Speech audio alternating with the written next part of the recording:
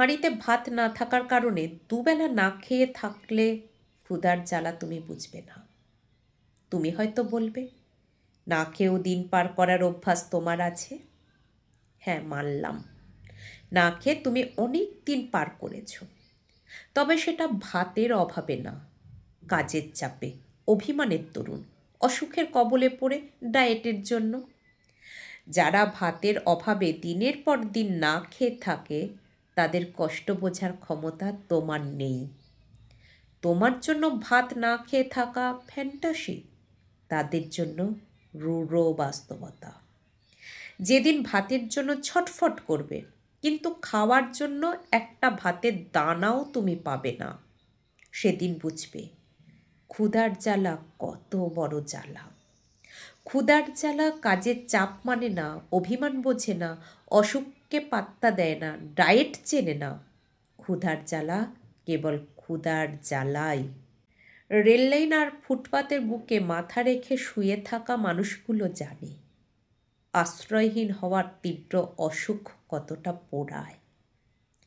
তুমি হয়তো বলবে, আশ্রয়হীন হয়ে কত রাত তুমি কাটিয়েছ সমুদ্রের তীরে, পাহাড়ের বুকে।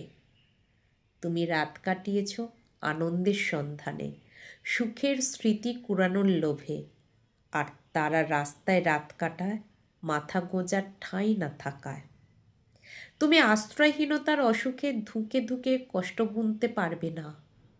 আশ্রয়হীন মানুষগুলো জানে রোদ, বৃষ্টি, ঝড়, তুফান উপেক্ষা করে রাস্তায় পড়ে থাকা কতটা কষ্টের।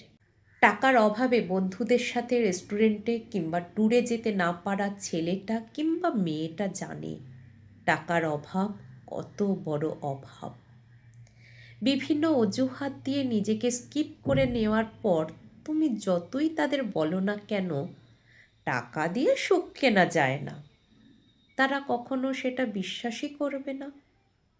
তুমি তাদের দেখাবে অনেক অজুহাত, অজুহাতের পিছনের কারণটা কখনো দেখবে না, জানবেও না। তারা কখনো তোমাকে বলবেও না। তারা জানে টাকার জন্য কত কিছু থেকে নিজেকে আড়াল করে নিতে হয়। তোমার কাছে না হলেও তাদের কাছে মানি ইজ সেকেন্ড গড। তোমাকে কখনো কোথাও নিজেকে টাকার জন্য স্কিপ করতে হয়নি, তাদের করা লাগে প্রতিটা মুহূর্তে। অনিচ্ছা সত্ত্বেও সব কিছু থেকে নিজেকে স্কিপ করার কষ্ট তুমি না পেলে সেই কষ্টের তীব্রতা তুমি বুঝবে না। পরিস্থিতির মুখোমুখি না হলে কেউ কখনো বোঝে না রে ভাই। সিম্প্যাথিমূলক বাক্য বিনিময় করে মানুষের দুঃখ ভাগ করে নেওয়া যায় না। দুঃখকে কখনো ভাগ করা যায় না। দুঃখ সুখের মতো যৌগিক না, দুঃখ মৌলিক। দুঃখ মানুষের একান্তই ব্যক্তিগত, নিজস্ব প্রপার্টি।